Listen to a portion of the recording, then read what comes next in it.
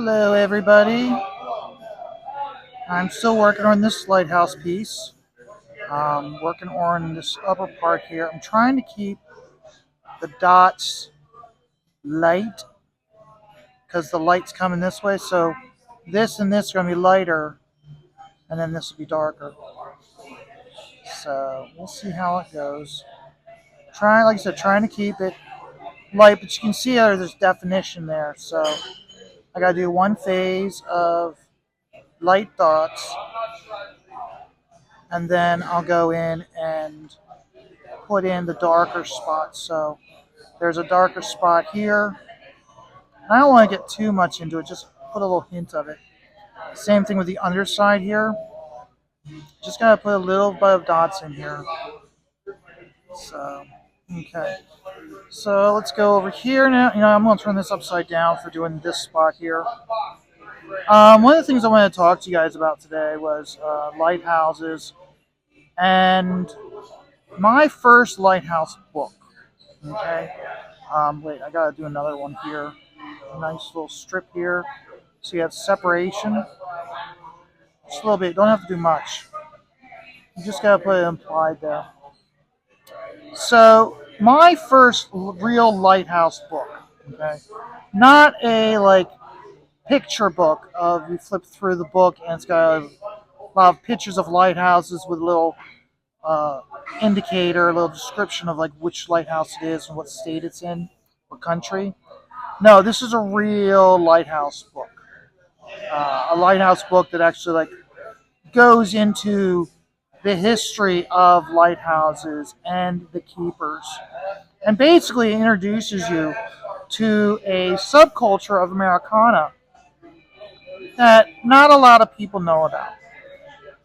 My first real book about lighthouses was actually given to me by the co-owner of my local comic book store. I just happened to mention to him about how I like lighthouses, and the following week I went and picked up my books, and in my pull bin of books, there was a book called Keepers of the Light by Eleanor DeWeer, and I was shocked. And and he was like, no, no, no. I was like, how much do you want for it? And he's like, no, no, no, no. It's for you. It's you like lighthouses. This is a really good book on lighthouses. So I went home, and after I was done reading my comics, I opened it up, and I really wasn't planning on diving into this book. I just open it up, just start reading. Eleanor DeWeer did such a good job of explaining lighthouses and the culture and just how she wrote it out very open and basic, and I just got engrossed. And next thing I know, it's like it's time to eat. I'm like, oh, okay, I gotta stop reading. It's time for bed. Oh, okay, I gotta stop reading. I was so engrossed in it, and it really opened my eyes to lighthouses, the light keepers, the whole subculture of lighthouses in the United States, and I was hooked. And from there on, I was always on the lookout. Got a whole bunch of books from the library, and every once in a while, I'd be reading a book on lighthouses or keepers or whatever. And I gleam a little bit more each time I would read. But I was like, okay, I'm learn a bit more, and it was really good. And I mean, really got into learning about the politics of lighthouses, the culture, and the importance of them. The biggest thing, like when our country started, one of the first things that America heavily invested in after our War of Independence, or even before our War of Independence, was lighthouses. It was important to have good navigational beacons that were reliable to bring commerce in to the United States. Even during the War of the Independence. Lighthouses were important. It was important to protect lights. And in the case of lighthouses, like let's say there is oh, it's the one right outside of New York City. It's in New Jersey. Um, I forget. I'm sorry. I'm drawing a blank on it. Probably as soon as I'm done with this video, I'll remember, which always irritates me because every single time I get done with these videos talking about lighthouses, I'll be like rewatch it, and I'm like, oh gosh darn, I didn't include this or I didn't include this. So, but at any rate, to give you an idea of how important lighthouses were, lighthouses are under the control of the British. Many times, the colonists who were fighting for their independence, they had to take out the lighthouses so that they could not be used to bring in manpower supplies for the British into the northern states primarily. And many, so the thing is they never wanted to go as far as to just completely like burn them down or blow them up because they were going to be very important once our nation was founded. So they many times they would do everything they could to take out the light source, which back then was like a polished piece of silver with like whale oil being used to burn to shine the light. And so there were many times lighthouses became non-functional but weren't destroyed. So that way they were being used uh, once we had our independence. Um, and if you want to get into like bureaucracy, like I said, I was just reading about these lighthouses, and it's amazing how the bureaucracy of Washington was heavily invested in lighthouses. When many times when someone was running for president, they would get their people to like help them out, help them win the White House. And many times, what they would do is they would hand out uh, positions like, okay, this lighthouse here in up in Boston, you helped me out. You're now the light keeper for this, and it was considered like a cushy appointment for these individuals. So you'd have people getting lighthouses as their jobs when they weren't qualified at all. But there's presidential appointees because they helped get that person into the White House. So it was commonplace, which was very hard for regulating, keeping a skilled individual there. But uh, most lighthouse keepers were like jack of all trades. They'd maintain the lighthouses themselves and the upkeep without even uh, billing the government for their work. So I mean, I could go on and on. The biggest thing is the two biggest names during that era was Stephen Pleasanton. He was the fifth auditor of the Department of Treasury, and the reason why he was not first and foremost, he didn't understand lighthouses. He wasn't good at his job, but he was a bean counter. He was constantly keeping them under budget, and that's the reason why he kept his job as long as he did, was because he was always under budget for at the end of the year. It's like, okay, how much money? Oh, you spent much less than was allotted. Okay, you get to keep your job. But like I said, he wasn't that good. In fact, there was one individual, uh, Winslow Lewis. In his mind, he was an inventor, and he devised of a lighting method to be used in lighthouses. And he all but created the monopoly on how the lighthouses were lit. The thing is, his method they had devised was poorly utilized. And so, because it was poorly utilized, uh, there were too many instances where the ship captains would be complaining that they couldn't see the light, and at times they wouldn't be getting the right information because the light was so poor that even like a campfire at times would burn brighter and truer than a lighthouse light.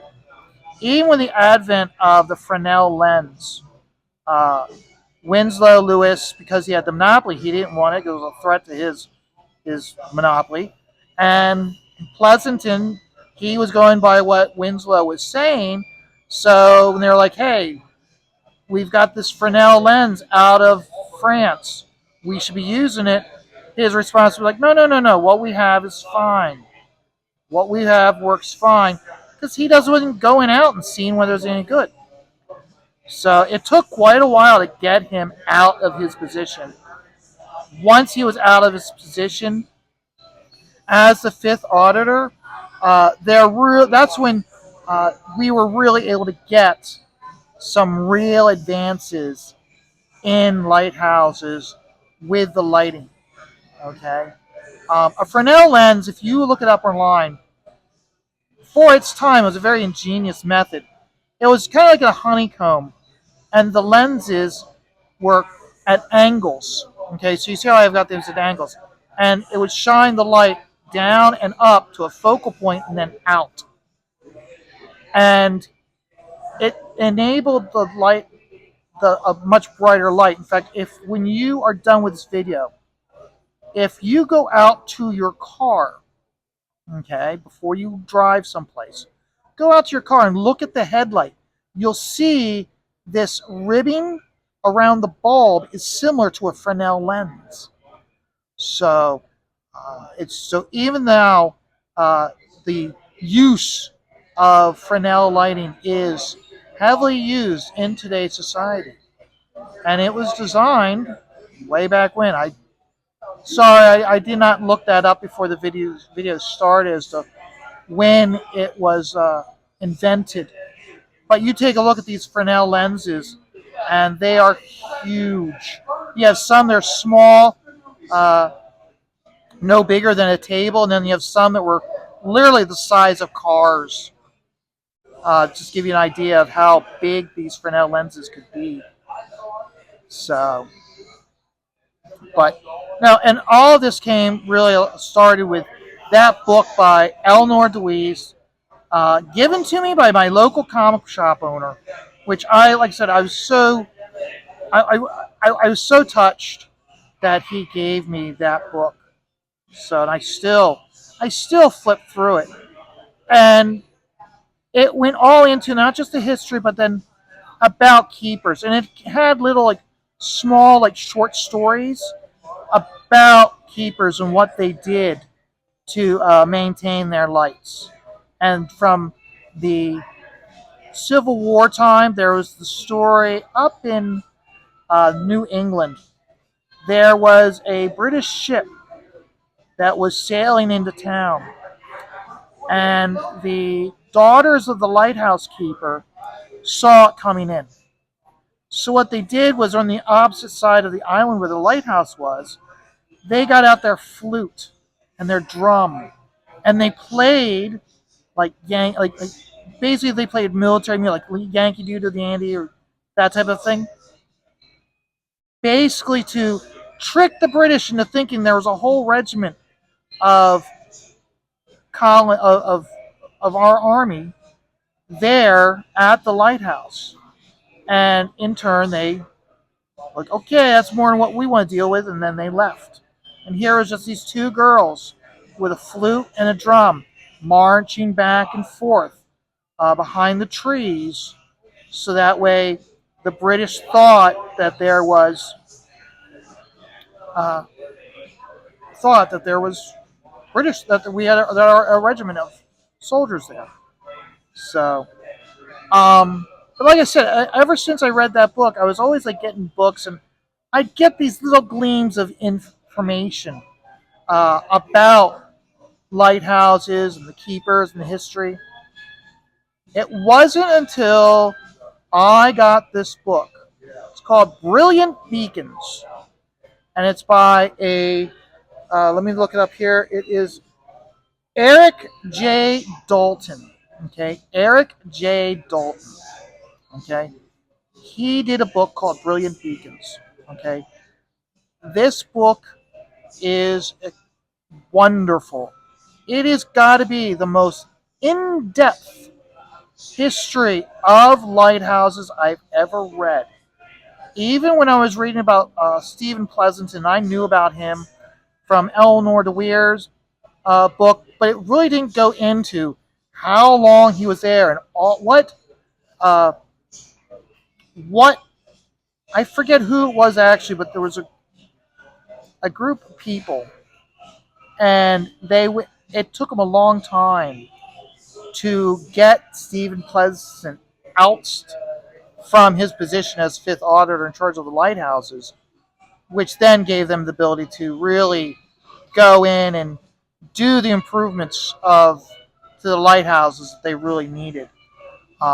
It's I can't go into too much more detail other than that because I can't remember off the top of my head. But if you want a good book, a really good book which is like easy to read, really for me, it's called Brilliant Beacons, and it goes all the way up to talking about. I think it's in the final chapter when it talks about lighthouses that are like lost from storms and whatnot.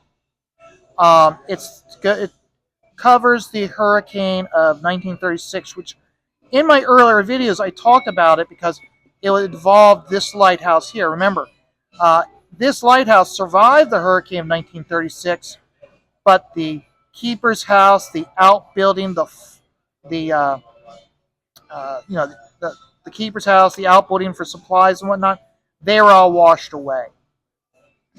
So just to that's where pretty much where the book ends is discussing in that. But I would definitely advise anybody who's curious about wanting to learn about lighthouses. Those two books are the two books I would definitely advise you guys to check out. So I hope you like this video. Make sure you comment on it so I know if you want me to cover anything else about lighthouses while I'm working on this piece. Uh, Subscribe and share. So, but I'm going to keep working on this. Remember, everybody, life is stressful. Just take it all one dot at a time.